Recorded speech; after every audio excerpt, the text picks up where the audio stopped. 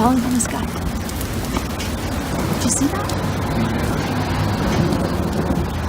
Yeah, is it birds? I think it's birds.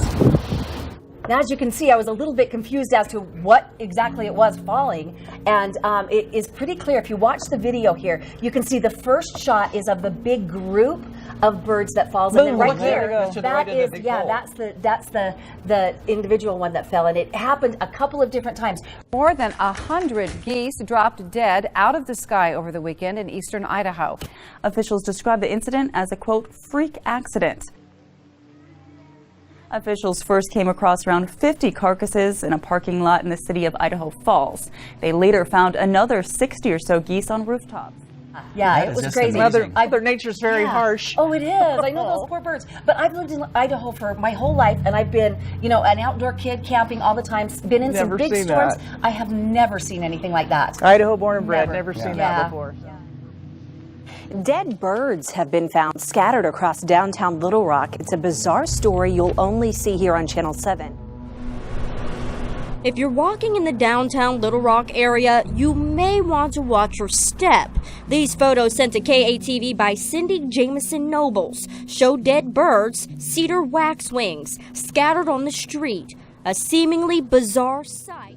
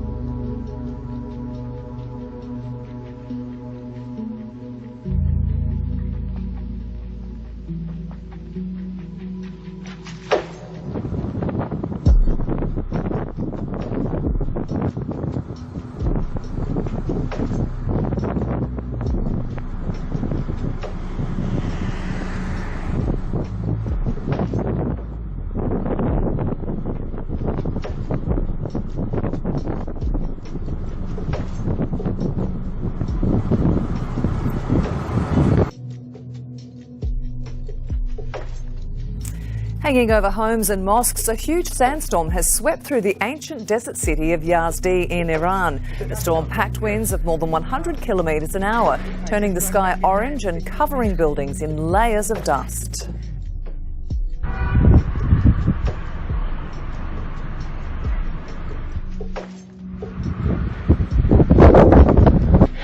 It's a dust storm, right? Yes. I just got back in time. Wow. So, did you feel it? An earthquake rattled the South Bay this morning. And I've got to tell you, we've had lots of small clusters of quakes here in recent months. We've had 2s and 3-something magnitude quakes, but I got to tell you, this was the strongest one that I felt. It was kind of a back and forth jolt. It lasted just a couple seconds, but again, it was pretty strong, and people from as far as San Francisco reported feeling it.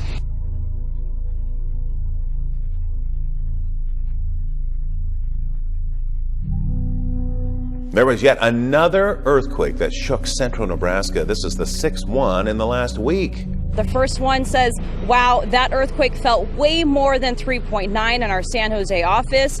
The whole building was shaking. San Jose has had thunder, lightning, rain, hail, and an earthquake all before 10 a.m. Happy Monday. A lot of folks here on the island say that, yeah, they heard those loud bangs and they felt the earth shake. But for folks inside Lloyd's Bar and Grill here on the island, they say they were shocked because we don't normally feel a lot of earthquakes in southeast Michigan. Magnitude 3.6 earthquake rattles Metro Detroit. I have never felt the house shake like that before. The whole house shook. I thought something was coming in the house. That's how loud it was. The thunderous underground roar of tectonic plates shifting forced people in many neighborhoods out into the streets. Folks inside Lloyd's Bar and Grill say they were shocked. It was very alarming. I mean, this building literally shook. The owner saying it reminded him of the one that hit back in the 80s. We started getting calls from people because we've been here for so long, people on the island, and then people from off the island. On the Richter scale, the earthquake measuring 3.6. Small, but definitely made some noise. But the building actually shook. I mean, it was like like almost like a sonic boom effect, you know, when you get that effect like that. That's what it felt like. It sounded like the worst thunder you've ever heard, but it also, the building shook, and we knew it was more than just that. What's more rare, an earthquake in Michigan or spring actually happening? We'll talk about the weekend forecast.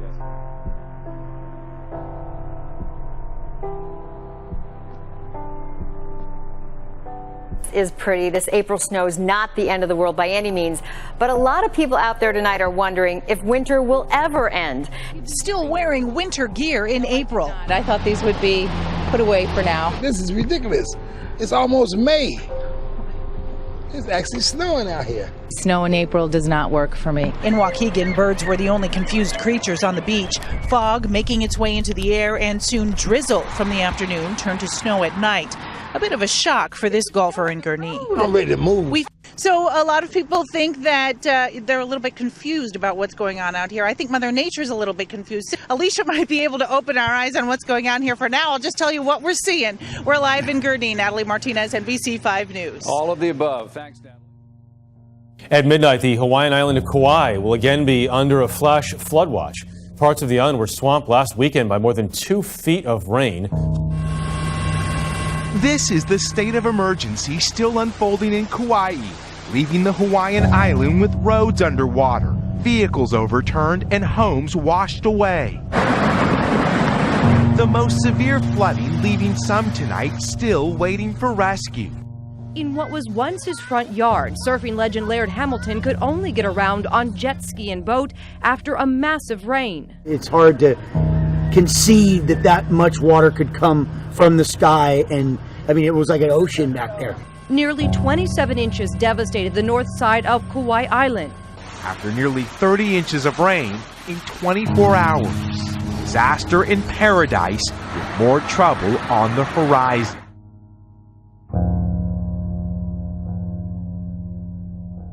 Parts of Oklahoma continued to burn Wednesday.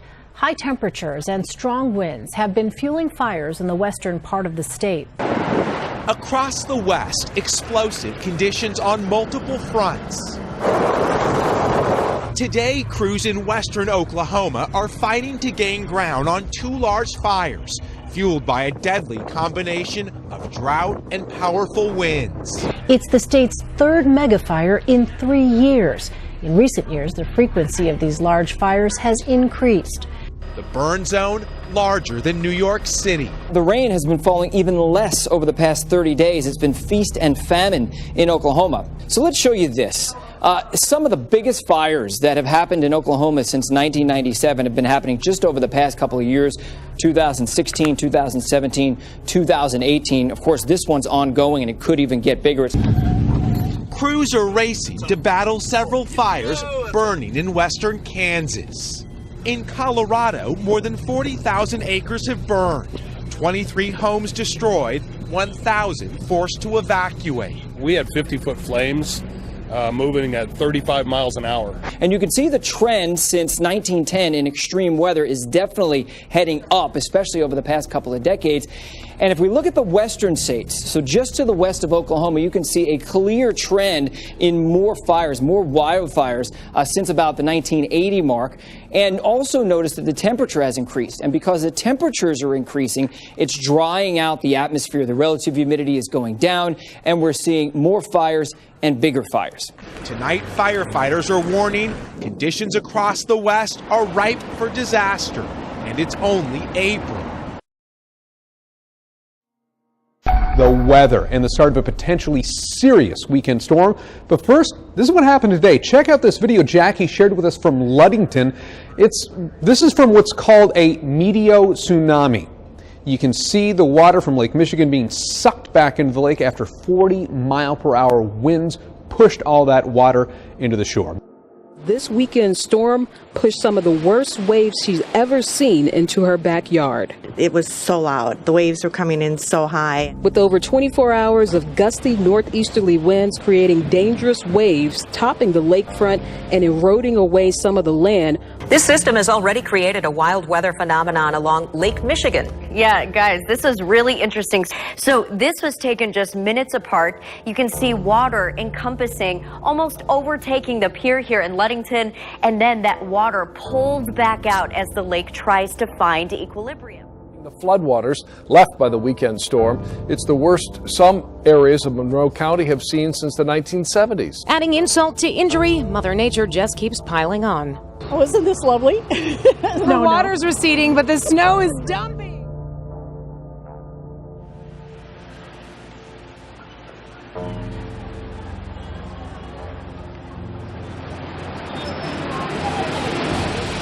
This is the weather condition of Tanzania. As you see, rainfall is raining, and some people have no area to live. As you see, the cars is passing, and people.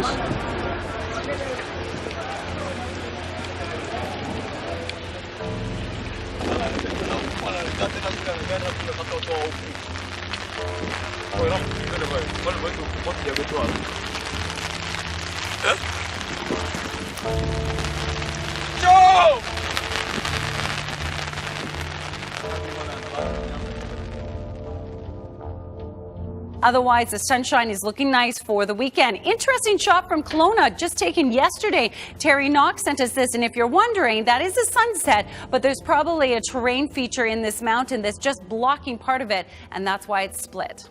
It looks like two pictures side by side. I know, neat, hey? What a cool effect.